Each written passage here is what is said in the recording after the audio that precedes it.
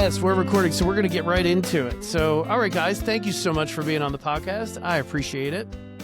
All right, let's go through introductions real quick. So, I know, Fran, why don't you kick us off, please? I'm the singer of the Texas Legs, so I guess I do a lot of other things also. Yep. Okay. I'm Steve LaCastro. I play guitar in the Texas Legs Nice. and help lead the band through the arrangements and all that kind of stuff. Awesome. I'm Rob Lang. I play bass in the Texas Legs. I play both electric bass and upright bass. Awesome. Very cool. All right. Well, thanks, guys, for being here. I appreciate it. So how did you guys first form as a band? Well, I went to high school with Ron, Mhm. so I've known Ron since then. We've been playing music more or less since then. And then Steve was one of the first people we met in the live music scene at the Bus Stop Music Cafe, which was a very popular venue at the time in Pittman. No. We Yep. all kind of got together there. That's where a lot of bonds were formed and bands, and Yeah. met a lot of musicians that we're still in touch with. Sure. Yeah. Pittman's got a great music scene, Yeah. lots of folks from there, and I know from the events that you help organize, right? Busker Fest and Porch Fest, right? So lots of folks down there in Pittman, right? There's a lot of talent, right, and variety of people. sure. Well, go ahead. Yeah, there's a lot of talent and variety. I'm having deja vu. The fact that the bus stop was there and it was really popular at one time when it was open. Yeah. It's kind of made it a hub. Yeah. What kind of venue was the bus stop? Was it original or cover or a mix? A mix, I guess. Yeah. Everything. Yeah. Yeah. Mostly original, but the open mics were packed. Okay, cool. They were Tuesday nights, and it was about 33 people on the list. Wow. That's a big It's a lot. list. And then about Yep. 120 paying people throughout the night. Holy crap. $3 cover. Yeah, man. That's awesome. It was our go-to place for Yeah. weekend shows. If we were doing an album release, it was just assumed it was going to be at the bus stop. It was always our get-together Okay. place. And, Yeah.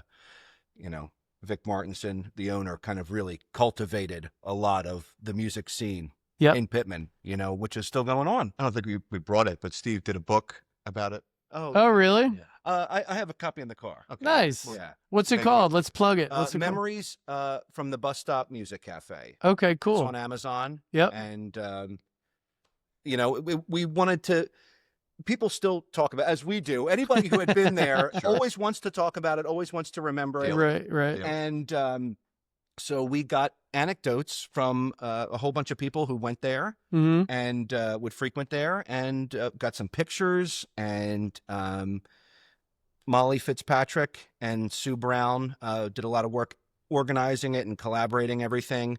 And we put the book out just this year. Oh, It was okay. about February, I think. So Nice. it's not quite a year old. Okay.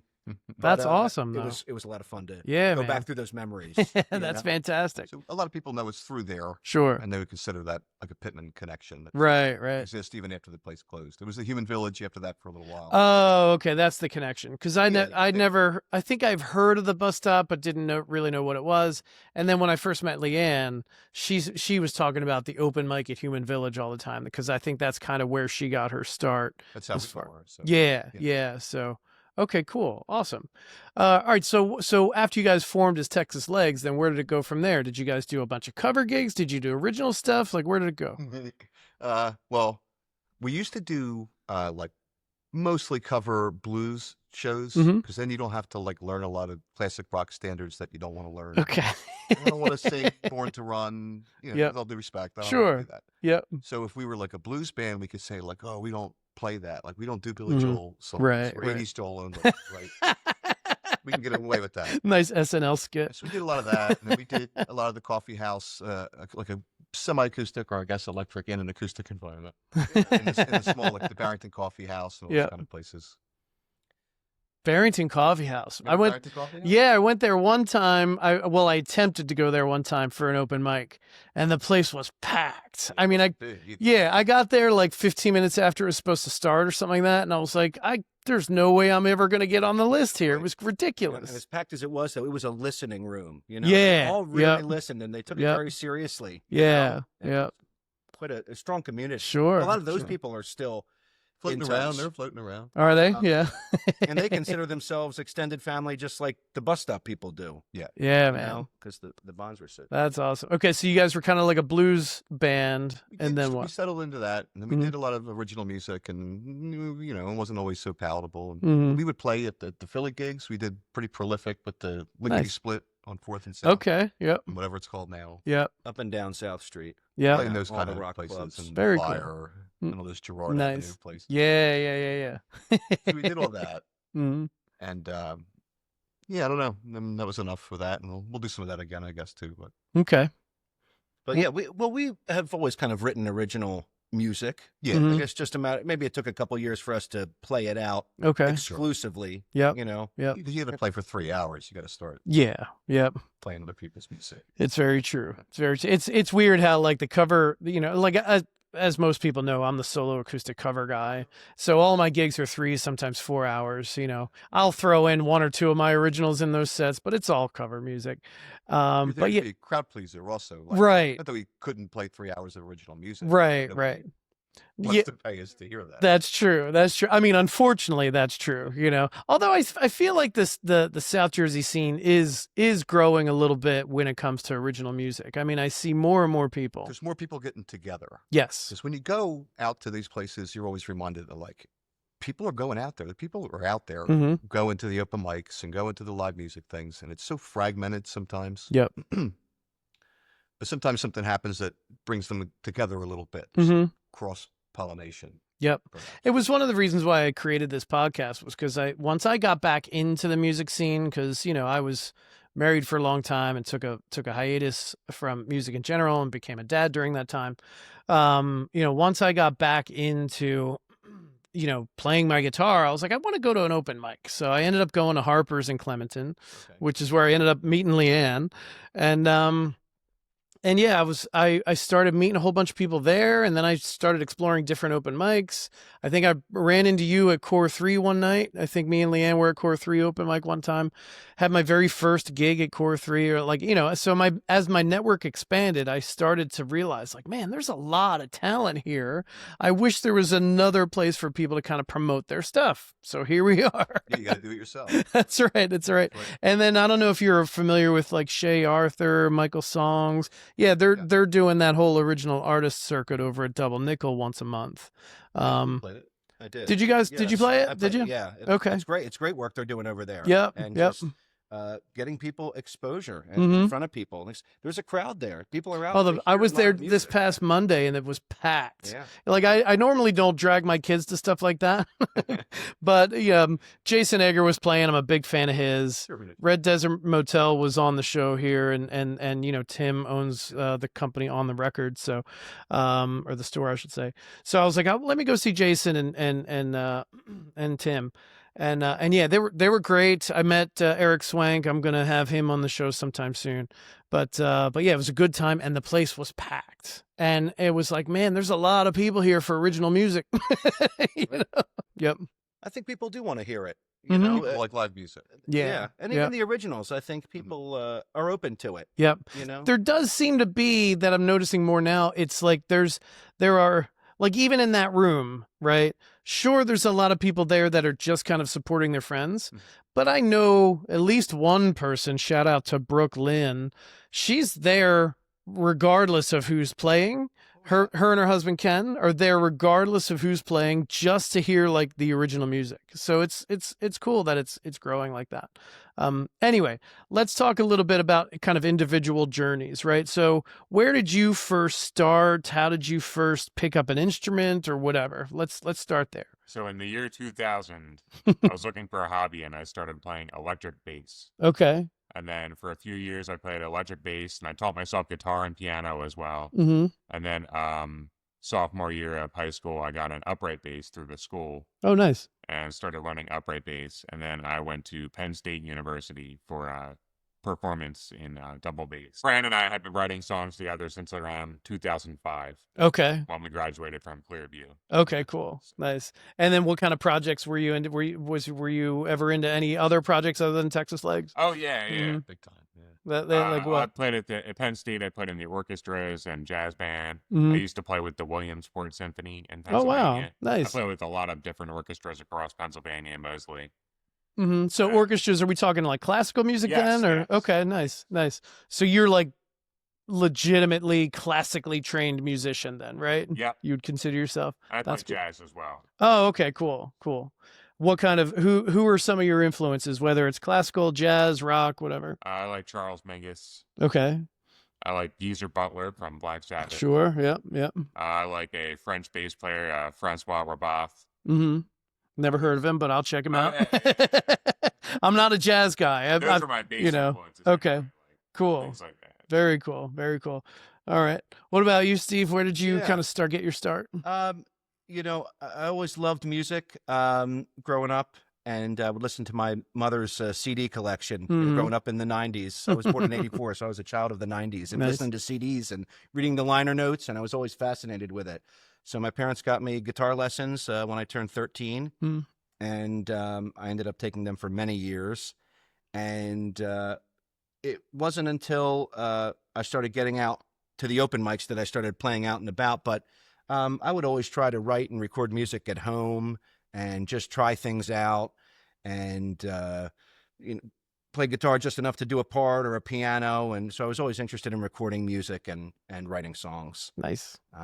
Then I went to the open mics and met guys like these, and then it all kind of took off, and we started a whole bunch of different projects. Very and, took cool. it from there, yeah. Very cool. How about you, Fran? Where'd you get your start? I just always sang, and my family music was a big deal at the house parties and all that kind of Okay, stuff. And yep. New Year's Day, if you're from the area, Yeah. the New Year's parade and the Mummers. Oh, yeah. The Mummers Parade. Yeah. A type of appreciation for Yep. for live music. Yeah. Anybody in your family a mummer? I had done the comics brigade for Oh, many did you? years as a Okay. kid. Nice. And when I was 18, I could choose if I wanted to go or not. And I Mhm. said, "Nah, too cold, too early. Yeah, I hear you. Yeah. Not old enough to drink yet. It's not fun." So I'll go to the parade, but I don't. Okay. Yeah. Just from that always, and then sang whenever we did some. What's the word I want to use? Some lousy bands in high school. And stuff. We try to do something and never Yep. would play out or anything. Yeah. And then Steve and Ron. I've been the steady band more or less since. Nice. Probably in like 2007 or Let's, so. It's let's not probably even say. Yeah. Several years We ago. should be proud. It's been this many years. You know, we're still together. We haven't That's killed right. each other yet. Probably 07, 08. And it's been called a lot of different things before we landed on the Texas. Oh, line. So really? it's tough Yeah, to- Okay. The Texas Legs was like a throwaway name or a placeholder name for something when we played at Barrington Coffee House. Oh, okay. And we just went back to that for some reason. Nice. That sounds good. We were the missing key. When I met them, they were the Missing Keys. Before I Okay. was in the band, they were Yep. the Missing Keys. Yep. And I think you gave that up when the Black Keys got popular. Oh, They yeah. were, it sounded like it was on purpose. Yeah. And then we liked, then we were Dr. Hoss just to change from the Texas Legs. Okay. And that wasn't any good. That was COVID. Mhm. So then we came back to the Texas Legs. And then we tried to be Wax Apache. Okay. And then there's a band now called Waxahachie. Oh, really? I said, well, it sounds like it's on purpose. You can't Yeah. Right. So we're It's the funny. Texas Legs. It's funny you're stumbling across names of like national acts. You know what I mean? Yes. It's pretty funny. To learn about them. Yeah. Popular music. Right, exactly. That's hilarious. So, is there any other members of the band of Texas Legs? Scotty Stevens is the. Oh, drummer. Scotty, he was here. Yeah. Oh, you know what? I'm sorry. A lot of my interviews run together. Now that you say that, I remember when he was here. He said he does play. Mentioned it. He mentioned it that he He's, plays drums for you guys. One of the better, if not the best drummer we've had. Really? A lot of drummers too. Yeah. Yep. Yep. A lot of Yeah. drummers through the years. Had a lot of drummers Sure. But and a he's lot of been- good ones, but He's been with us for several years now. Yeah. What, 4 or 5 years? 3 or 4. Yep. Something like that. Oh, And we love it. That's great. Yeah, he's a great guy. Yeah, what a blessing. his whole story and all that stuff is he's a really, really great guy. With all due respect Yep. to all the Art Seafoots and the Angelo Canas that came around. We love them too. What's Texas Legs working on now? Anything? We have finally have decided to record some of our original music, Nice. and we're going to release it once it's all recorded, Mm-hmm. complete. So we have like 7 or 8 songs that we recorded at Scotty's house. Okay. Yeah, he's been the engineer. Nice. All his gear and I like the way it sounds. Yeah. His Cooper Stomp stuff sounds really good, like Yeah. well balanced and all that stuff, like the mixes and all that. He wants to go to a fancier studio Mhm. and re-record it and everything, which is fine. But Yeah. like, I think it sounds good Yeah, yeah. the way it is. Nice. But Awesome. we're When gonna do that. The album's going to be called Museum of Crime, Okay. and we'll have 10 of our original songs on it, unless it's 9 original songs and 1 public domain cover. Oh, okay. There you go. Public domain covers. Good luck with that. What's got to be before 1929 or something to be public All the best domain? songs in the world. Kidding me? All right. I'm intrigued now. Nice. That's been our calling card a little bit when we're out playing out, because we do take a lot of the old standard songs and even some that are old enough to be public domain, and we play them as rock and roll songs. Oh, I They see. are. And I people see. still, Yeah. react to them, and Yeah, people yeah. still like them. So. Kind of like Stevie Ray Vaughan doing "Mary Had a Little Lamb." That's right. You did let them translate very well Listen to to rock. Yeah. Fats Domino. Mm-hmm. Yeah. Fats Domino, all those songs are like from the 20s, like My Blue. Oh, Light. okay. Yep. And he Yep. just played them as rock music, and one day I was like, wow, it is. They are rock songs. Yeah. Do you have a target date for that? Are you still recording it, or?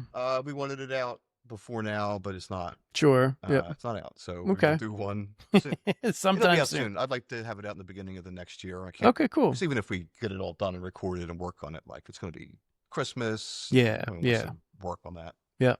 So maybe early next year. Okay. Then we'll Yep. get right to the next one. Yep. And our social media presence is not fantastic, even though it's been my job to do that. So it's not fantastic.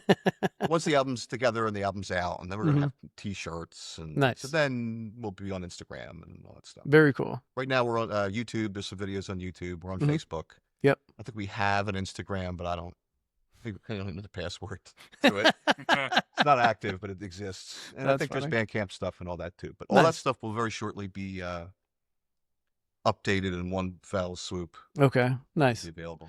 And how do you find it? Just go to those platforms and search Texas Legs. You could Google machine us if you have to. Okay. Yep. Texas Legs with 2 G's, Mhm. Leggs. Okay.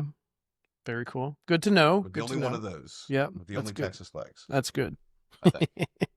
That's good. Now, individual projects, right? I mean, and I only bring it up because, Fran, I know that you do a lot of stuff in Pittman Sure. as far as like Busker Fest and Well, Porch I Fest. ran the open mic at the bus stop for a long time. Oh, okay. So Yep. when there's open mic stuff in the area, Mhm. I'm usually one of the calls for that. Okay, I'm cool. like a music contact, Nice. I guess, in the town. Bill Roth, I like to shout out Bill Roth, Hmm. who also organizes all that stuff, and I more or less work for him on the Porch Fest. Oh, okay. He All wouldn't right. say that, but that's the way it is. And I like it. Okay. He spearheads the Porch Fest. Okay, cool. Well, and when is the Porch Fest for listeners who might not know when it is? When is it? Yeah, like when is it normally? It's usually one of the first weekends of October. Okay. It's the one we like.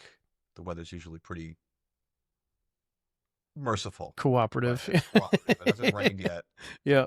And you know what a Porch Fest is, I guess. Yeah. I mean, for those the that don't know, it's just a bunch of musicians, whether they're original or cover. Just people offer up their porches as a space to play, and it's kind of all around town. And the objective is to just get people out into the neighborhood and walking around and listening to live music, right? Yeah, the Pittman Porch Fest has been pretty successful. We're obviously not the first town to do it. Sure. Other towns have great Porch Fests, Mhm. but Pittman Porch Fest was the 3rd year this year. What year? The 3rd. Third. And the next Okay. one will be the 4th year, which Okay. will be even better. Yeah. Okay.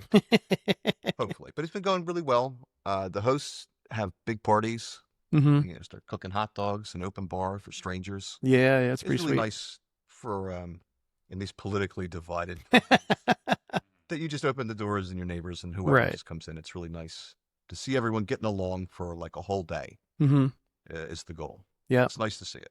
Yeah, it's fantastic. And I owe you an apology because I know you messaged me about being on it, and I was like, yeah, I'm interested, and I never got back to you. I just took it to So. mean that you weren't available. And I'll just ask you again. I think it ended up being like it was on a day that I had my kids, and I think I had already dragged them to like another gig, or I was doing it the same day or something like that. I try to limit the stuff that I bring them to because they don't It's boring. always have fun. Yeah, they're Wait, they're Dad's yeah they're doing it. 10 and 11, and they're just like they don't understand how important of a person I am. Right. Just. You the Not latest yet. person.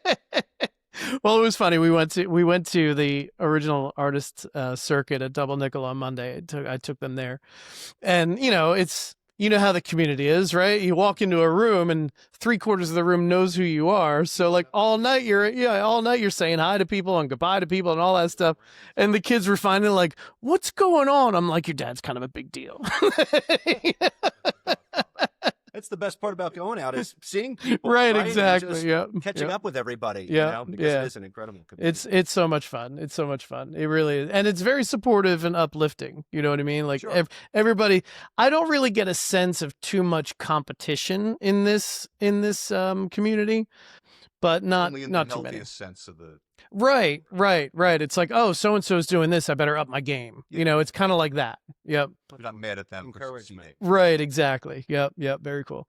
All right. And then how about the Porch Fest? Not Porch Fest. Busker Fest. I did that one year for you. Busker Is that Fest, a regular thing or? I just kind of got the talent for.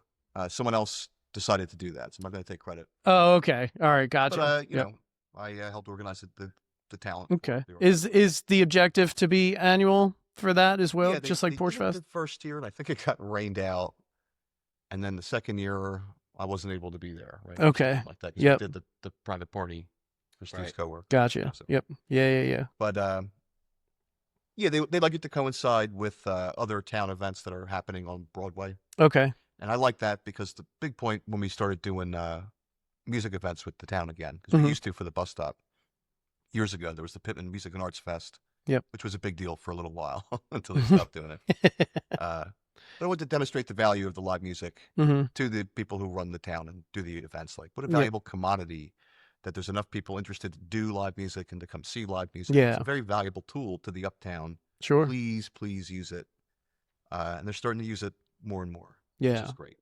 If nobody's ever heard Texas Legs music before, how would you describe it? I mean, it's rock music. hmm It's definitely rock music, but it's eclectic influence rock music. There's a lot of jazz elements and traditional country elements and definitely blues elements. Okay. And I feel like the blending of those genre musics is just rock music. Yep. No matter how you slice it. Yep. That makes Could sense. be more dissected a little more, be more philosophical, branded a little more, but it's Sure. a rock band. Nice. All right, cool. Excellent. What kind of influences? I mean, I know we talked a little bit about individual influences, but if you were to, take pieces of music from other artists and blend them into what would be Texas Legs, what would that look like, you think? I don't know. The bands that you had us listen to The bands we all like, you know, listen you to. always had us listen to Booker T and the MGs. Okay. Yeah, if we could just sound like Um, that, that'd be fantastic. Right? Nice. Yeah. Nice. We'll still do that. I like, but I don't know. It always works itself out in a pretty unique way. Very Because of cool. who's playing it, Yep. kind of stuff. Nice. What But else? so, Humble Pie, you'd have us listen well, to? we wanted to do I Don't Need No Doctor, the Humble Pie version of that. Okay. We like Yep. the Ray Charles version Mm-hmm. better. So songwriting process, what does that look like? Do all three of you guys or four of you guys write together or? Because everybody's kind of involved with their own projects and doing Mhm. their own stuff, we kind of just come to band practice with bits of material. Mhm. And a lot of times it's just when we're screwing around, you realize like, oh, oops, you wrote a song. And you just kind of try to refine that. Mm-hmm. Sometimes it takes a while, and sometimes the one session we did at Scotty's, just about every song we made up, we ended up using. Nice. Yeah, some of the best Minimal- ones come minimal pretty revision, quick, right? Yeah, sometimes we use a rehearsal session as a songwriting session instead if we see it going that route. And the band will start working on a riff, and then you'll start working with the lyrics and the vocal melody and all that.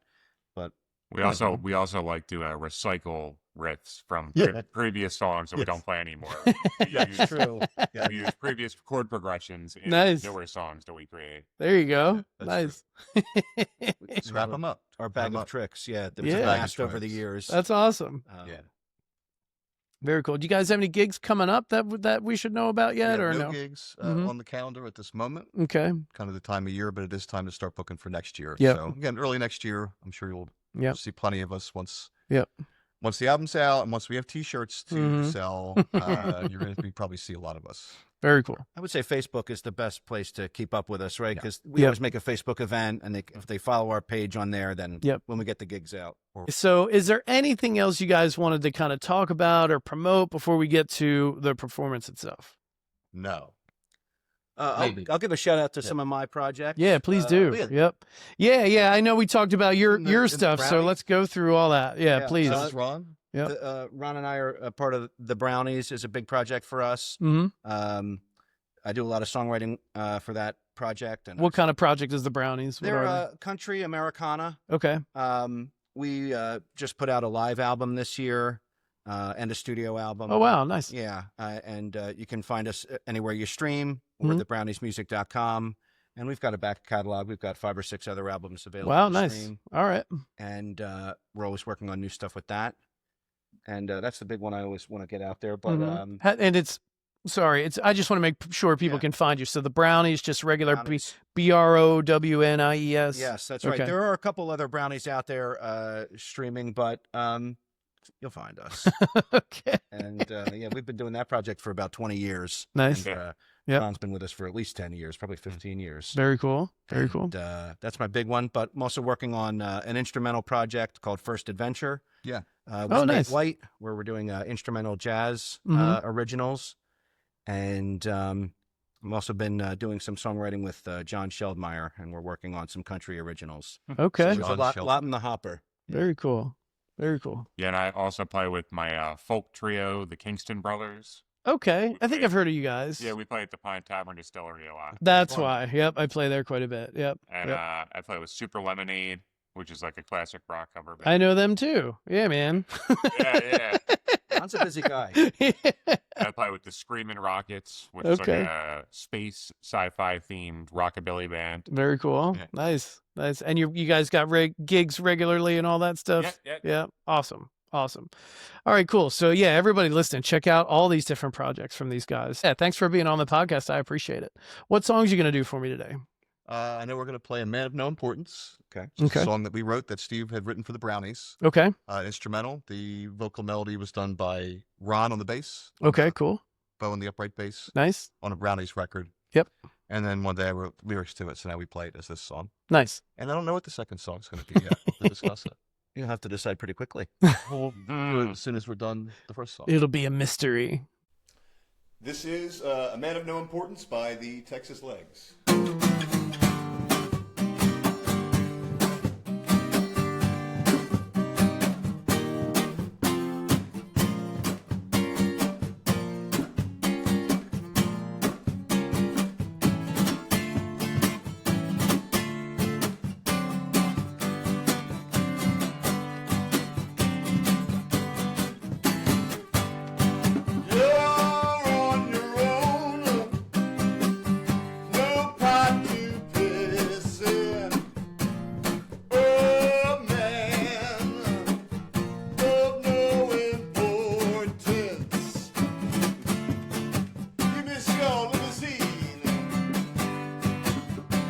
Cigarettes. Nowhere to be. You've no appointments. A man of no importance. You miss your caviar. You want your cigarettes.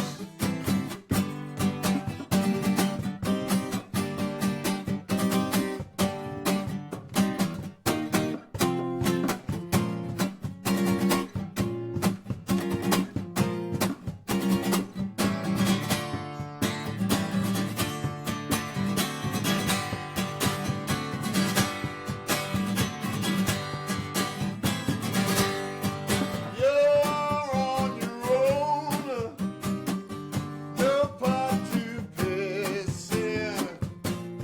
A man of no importance.